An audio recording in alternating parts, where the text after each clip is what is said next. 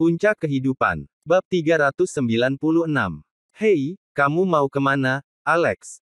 Kenapa kau membawanya pergi? Megan berteriak kaget dan buru-buru mengejarnya. Bahkan, semua orang juga terlihat sama bingungnya. Tidak ada yang mengerti mengapa Alex tiba-tiba mengeluarkan serangga menjijikkan itu dan menjatuhkan Cindy. Itu benar-benar membingungkan mereka. Leanne tiba-tiba membuka mulutnya untuk berbicara pada saat ini. Mak, kamu kenal Tuan Alex? Tuan Alex. Megan mengangguk tanpa banyak berpikir. Kami, dulunya adalah teman kuliah. Dia tidak bermaksud begitu, dia hanya berusaha membantuku. Petik 2. Mata Leanne melembut, lalu dia menepuk pundak Megan sambil mengangguk. Ah, jadi kamu teman sekelas Tuan Alex. Kamu akan menjadi sekretaris pertama mulai sekarang. Bantu saya menjadi tuan rumah pertemuan penting. Saya punya sesuatu untuk diselesaikan dengan Tuan Alex, saya akan kembali sebentar lagi. Petik 2. Mata Megan melebar, dia mengira sedang bermimpi. Baru pada saat inilah dia menyadari bahwa Alex bukan karyawan Alluring Paradise, tetapi dia dan pasangan yang sudah menikah telah bekerja sama untuk menangani Cindy Weber. Orang ini sebenarnya berbohong padanya tentang menjadi karyawan dan dia cukup bodoh untuk jatuh pada kata-katanya. Betapa bencinya. Tapi bukankah dia jatuh ke dalam aib sehingga harus bekerja sebagai pembantu rumah tangga di rumah ibu mertuanya? Apakah rumor itu tidak benar? Bang! Alex melempar Cindy ke tempat tidur. Sosok yang bangga memantul di tempat tidur dan hampir jatuh. Ini membangunkannya dari kesadarannya. Mereka berada di ruangan yang telah dipesan Jack, tepat di bawah tempat rapat penghargaan perusahaan diadakan. Jack bergegas maju dan memberikan tamparan ke wajah Cindy. Disusul dengan pukulan dan tendangan.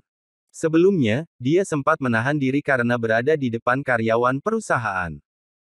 Sekarang tidak ada orang lain di sekitarnya, dia tidak perlu lagi menahan diri. Hanya dalam beberapa saat, wanita cantik itu telah dipukuli dan memar di seluruh wajahnya. Beritahu kami, mengapa kamu menanam parasit itu di Leanne? Dia selalu memperlakukanmu dengan baik.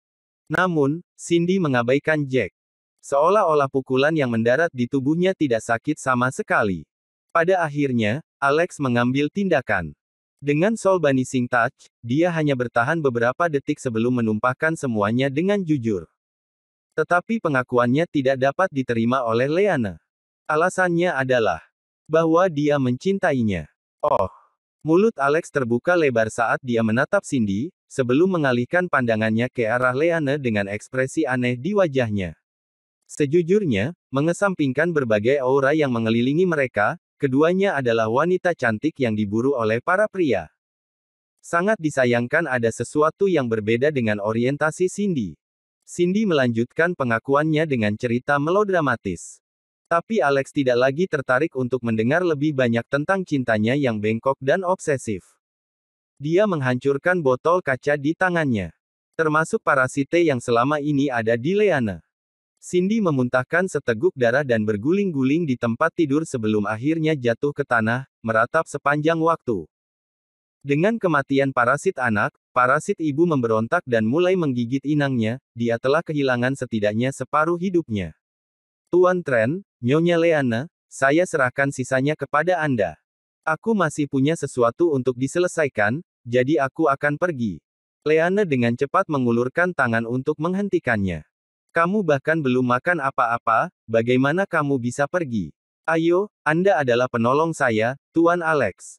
Aula tempat perjamuan terlalu berisik jadi saya sudah memesan ruangan pribadi di lantai bawah.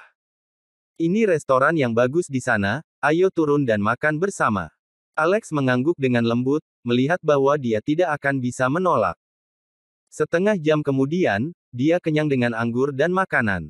Ingin menjawab panggilan alam, Alex berlari ke kamar kecil. Saat dia membungkuk di bilik, dia tiba-tiba mendengar seseorang di telepon.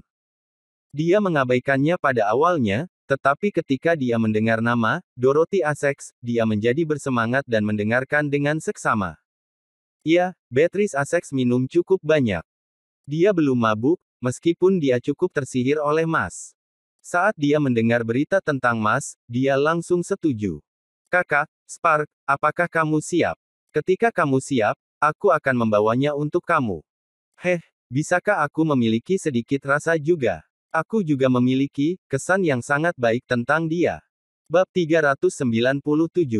Setelah mendengarkan panggilan dari pria di bilik sebelah, wajah Alex langsung berubah serius. Betapa tercela dan tak tahu malu. Beatrice adalah saudara iparnya, dan meskipun dia memiliki banyak kekurangan, dia tetaplah keluarga. Bagaimana dia bisa berdiri dan melihatnya hancur? Poin utamanya di sini adalah bahwa dia telah ditipu karena aliasnya, Mas. Serius, aku hanya terdiam. Untuk terobsesi sejauh ini, apa lagi yang bisa aku katakan tentang itu? Alex tidak bersuara dan menunggu sampai pria itu pergi. Dia belum bertindak karena volume suara dari telepon itu lembut. Akan sulit bagi orang biasa untuk mendengar percakapan itu. Namun, untuk seorang ahli seperti Alex, itu tidak masalah sama sekali. Melalui celah di pintu, dia melihat bahwa pria itu adalah grupi yang pernah bersama Beatrice sebelumnya. Pada saat yang sama, dua pria berada di kamar 0804 di gedung yang sama. Salah satunya adalah mantan sepupu Alex, Spark Rockefeller. Jika Alex bisa melihatnya sekarang, dia pasti akan terkejut karena Spark seharusnya duduk di sel penjara sekarang. Dia tidak tahu bahwa kasus itu tidak diserahkan kepada Divine Constabulary, tetapi kepada pejabat biasa. Bagi keluarga Rockefeller, ini berarti ada banyak celah yang bisa dimanfaatkan. Mereka menemukan seseorang untuk disalahkan atas kejahatan yang dilakukan, dengan menyatakan bahwa akun tersebut dicuri dan digunakan. Jika itu tidak berhasil, cukup mudah untuk memalsukan bukti sertifikat untuk gangguan mental. Spark melihat ke kamera yang telah dipasang dan dengan dingin berkata kepada pria di sampingnya, "Setelah aku selesai bermain, aku akan memberikannya padamu." Oh, adik ipar Alex, aku yakin itu akan memuaskan. Ada ekspresi yang sangat pahit di wajahnya. Setiap kali dia memikirkan Alex, rasa sakit akan menjalar ke seluruh tubuhnya, terutama punggungnya. Karena 10 hari yang dia habiskan di penjara, dia mengalami siksaan yang belum pernah terjadi sebelumnya. Ini telah menyebabkan dia menderita rasa sakit yang tidak akan pernah dia lupakan seumur hidupnya. Selama ada wanita yang memiliki sedikit koneksi dengan Alex, aku akan tidur dengan mereka satu persatu dan merekamnya. Lalu, aku akan mengirimkannya padanya. Aku yakin ekspresi wajahnya akan sangat menghibur. Sayangnya, istrinya tinggal di perusahaan setiap hari. Bahkan tidak ada kesempatan untuk menangkapnya. Sungguh menyebalkan. Pria di sebelahnya adalah seorang petarung yang disewa ayahnya dengan harga yang tinggi. Mendengar kata-kata itu, dia berkata, "Tuan Muda Rockefeller, jangan khawatir. Saya pikir itu tidak akan lama sebelum Anda mendapatkan apa yang Anda inginkan. Selain itu, menurutku ibu mertuanya juga sangat cantik. Mungkin saja dia akan lebih memuaskan daripada Beatrice Essex." Ketika Spark mendengar itu, kejahatan menyebar di wajahnya, seperti serigala yang lapar. "Jadi itu tipe yang kamu suka, ya? Bagus, itu tidak masalah." Dia bertanya-tanya, apa yang akan terjadi setelah ketiga wanita Essex itu dibawa bersama-sama ketika saatnya tiba.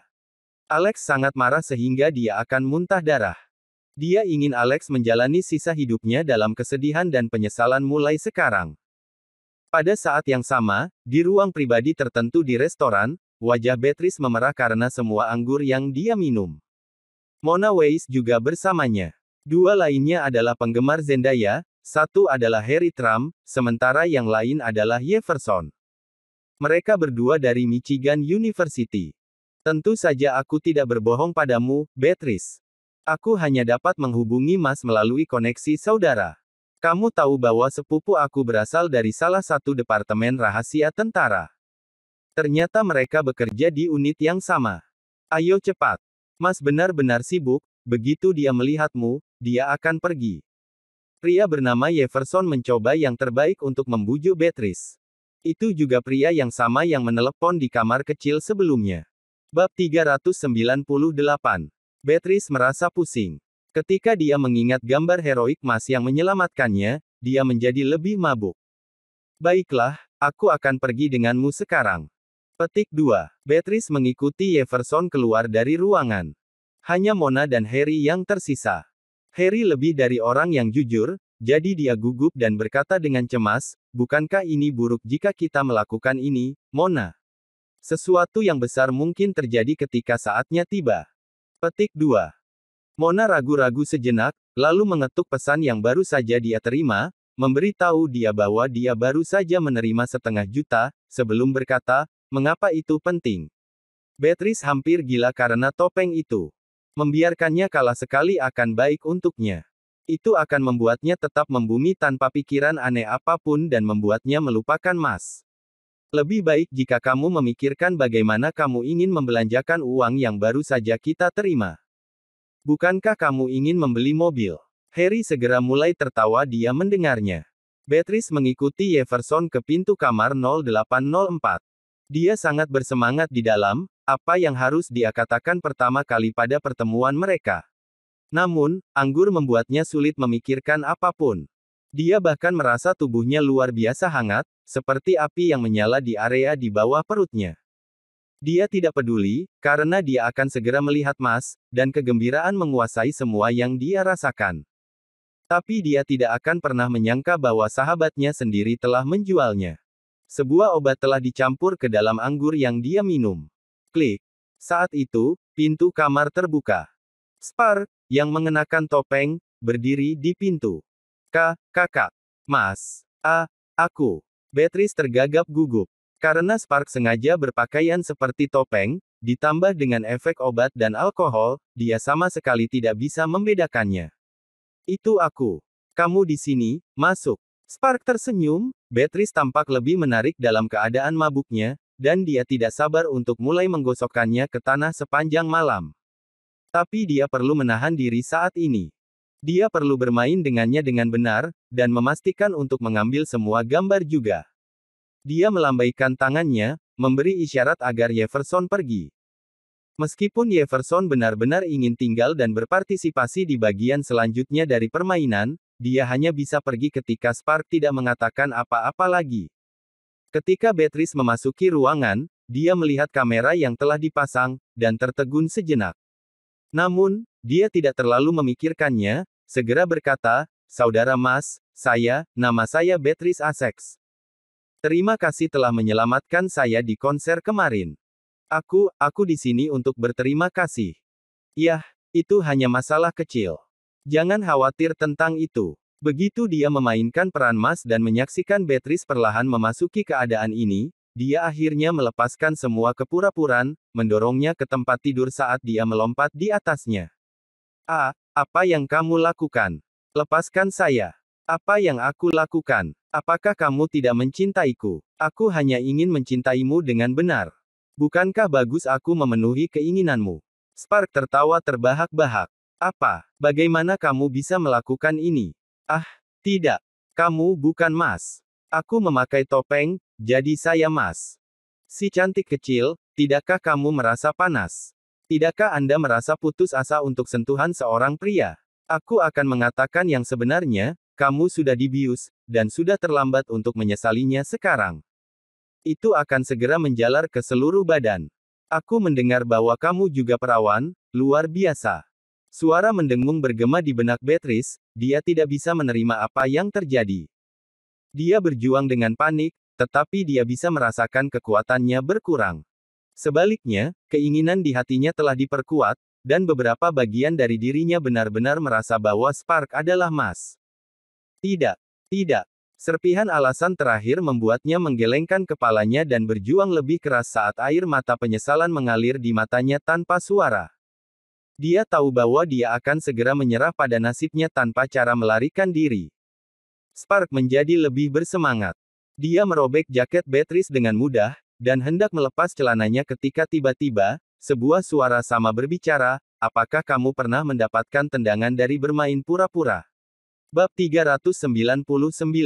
Spark terkejut, dan kepalanya berputar untuk melihat ke belakang hanya untuk menemukan sosok bertopeng menatapnya dengan dingin saat dia berdiri di samping kamera.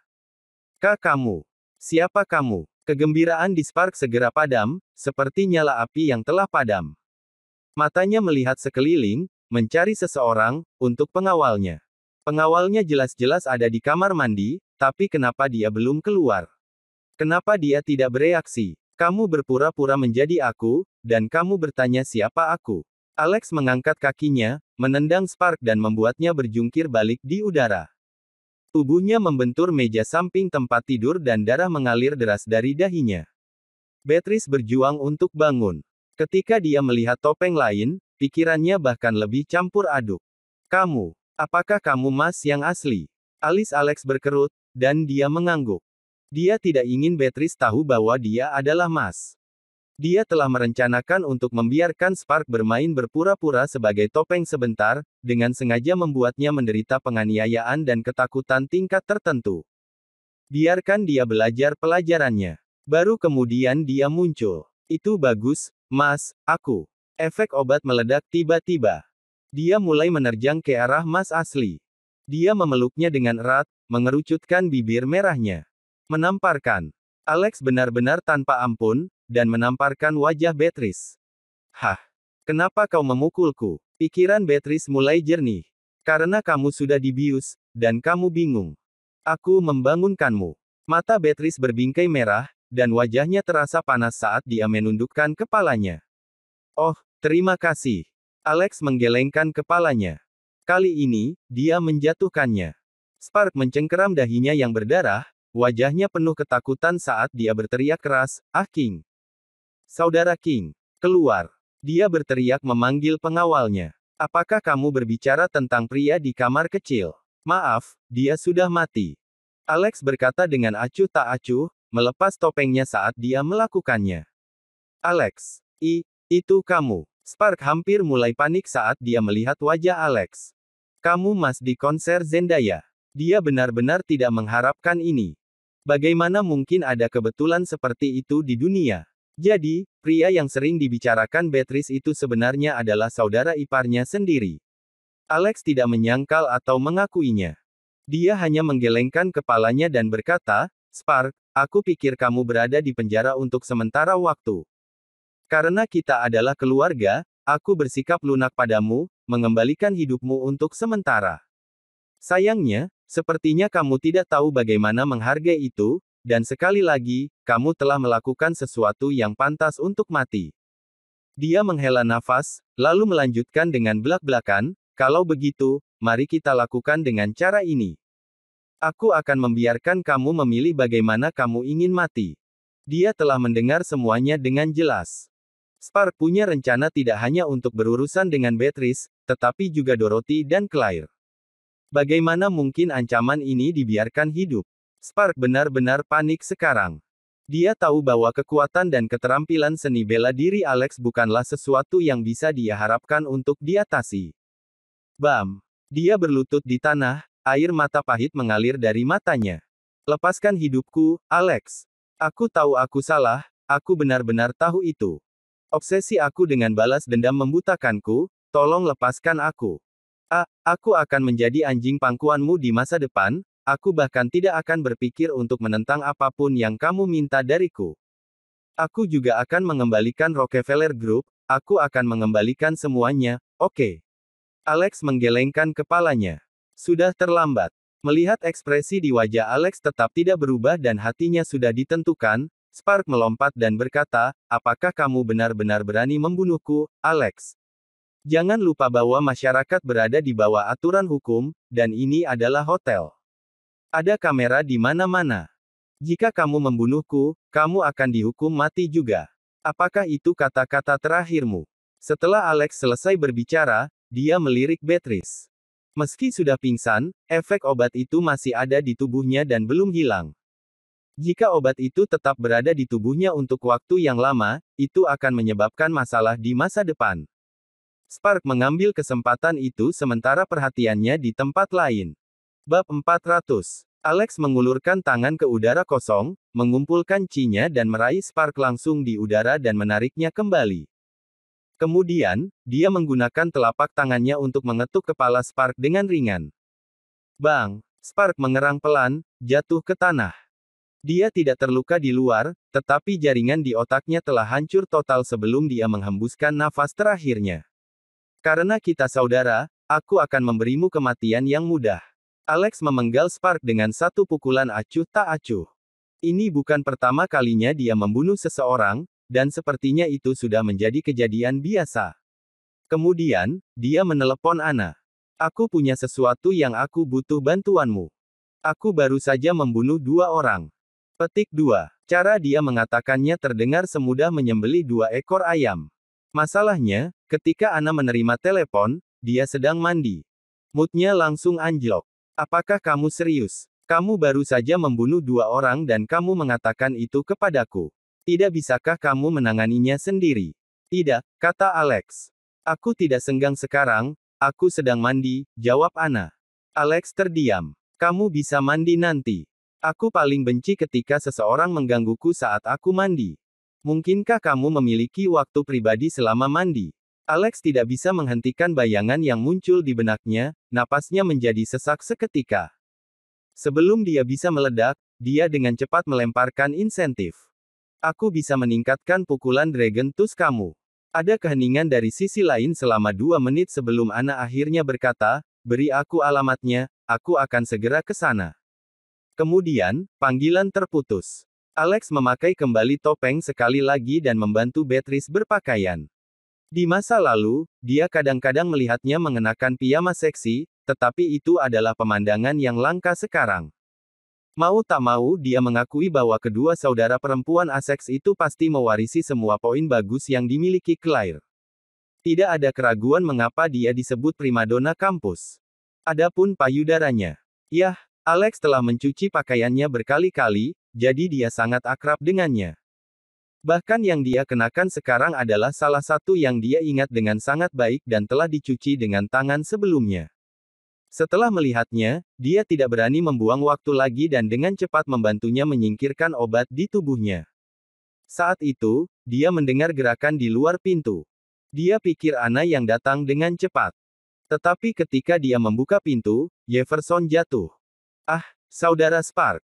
Kau sudah selesai. Dia mengira Alex adalah Spark, karena mereka berdua mengenakan topeng. Iya. Kilatan dingin dari mata Alex. Kalau begitu, bisakah kamu membiarkanku? Alex mengangguk, membuka pintu sepenuhnya. Jefferson sangat gembira saat dia berjalan menyamping ke dalam ruangan.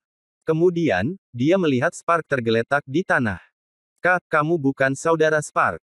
Kamu siapa? Alex dengan tenang berkata, bukankah kamu mencoba membantu Beatrice mencariku? Nah, inilah aku. Mas. Alex menunjuk Beatrice. Apakah kamu masih ingin pergi? Jefferson terikat lidah. Alex dengan santai menepuknya dengan telapak tangannya, matanya dingin dan tajam seperti pisau. Aku akan mengirimmu pergi. 10 menit kemudian, Ana tiba. Dia juga membawa serta beberapa anggota Divine Constabulary. Rambutnya masih basah kuyup. Dia benar-benar sedang mandi, pikir Alex dalam hati. Hah? Bukankah kamu mengatakan ada 2? Kenapa ada tambahan sekarang? Hades ingin membawanya, apalagi yang bisa kulakukan? Alex mengangkat bahu. Setelah mengetahui apa yang terjadi di sini, Ana mengutuk keras. Bagi wanita, jenis sampah rendahan ini adalah yang paling mereka benci. Kemudian, dia berkata, baiklah, aku akan menangani hal-hal di sini. Bawa dia bersamamu saat kamu pergi. Oh, dan ingat janjimu. Saat kamu berurusan dengan banyak hal, aku akan melepaskannya dari tanganmu. Ana mengangguk. Setengah jam kemudian, Beatrice terbangun dan mendapati dirinya terbaring di halaman vilanya dengan sepucuk surat di tubuhnya. Bersambung.